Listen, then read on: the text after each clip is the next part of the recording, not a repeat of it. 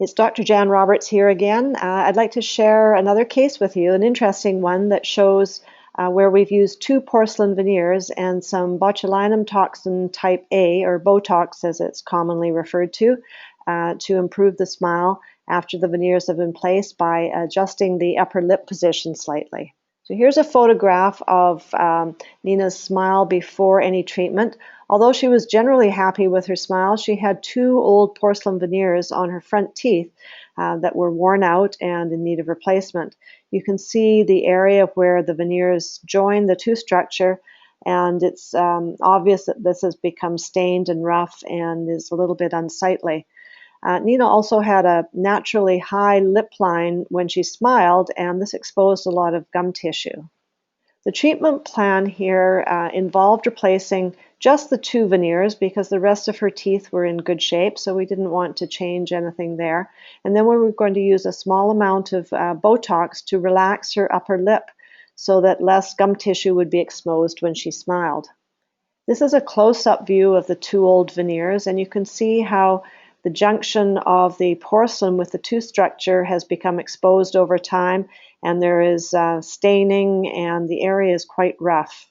Here we see the remaining tooth structure after the old veneers have been removed and the teeth have been cleaned up and adjusted slightly, ready to receive the 2 new veneers.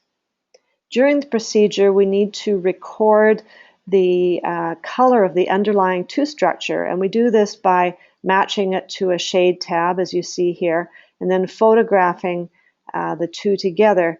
This information is then communicated to the ceramist so that she knows what color the tooth structure is, and she knows what color she needs to start from in order to build out from that and create the desired final shade. We also take a stick bite registration during the procedure and take a photograph of it in place. This communicates to the ceramist what the patient's horizontal plane is and helps ensure that the teeth sit in the proper position in the mouth. Here is a photograph after the 2 new porcelain veneers have been placed, and they look quite nice. They're a nice color. They blend into the remaining teeth or the adjacent teeth in both shape and form. However, the overall appearance is still less than optimal because there is still an excessive amount of gum tissue showing when Nina smiles. So here's a photograph of her face before and after the 2 veneers have been placed, but before we have done any treatment with Botox. And again, this is a before and after the 2 veneers, and it's a nice result, but we hope to make it even a little bit nicer by relaxing the upper lip. So we take, we place markings showing the sites where we intend to inject the small amounts of Botox. We make these markings and then photograph the positions. This allows us to ensure that we provide accurate treatment because Botox is not a permanent treatment. It needs to be repeated several times a year. So we want to record where we have placed it so that at the next treatment we can place it in the same position exactly.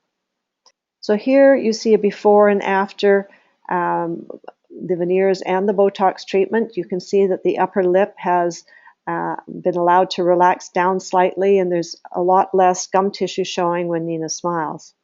And here is a photograph of after the Botox treatment, a close-up, and you can see that less gum tissue is showing. So here we have before any treatment, and then a photograph after both veneer placement and some Botox treatment. And I think the overall result, the combination of the 2 treatments, allows a much better result than just the placement of the veneers alone.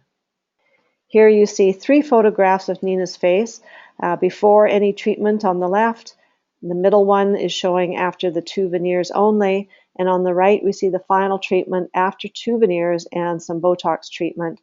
And the final result after the 2 combined types of treatment, I think, gives us a much nicer overall result for this patient.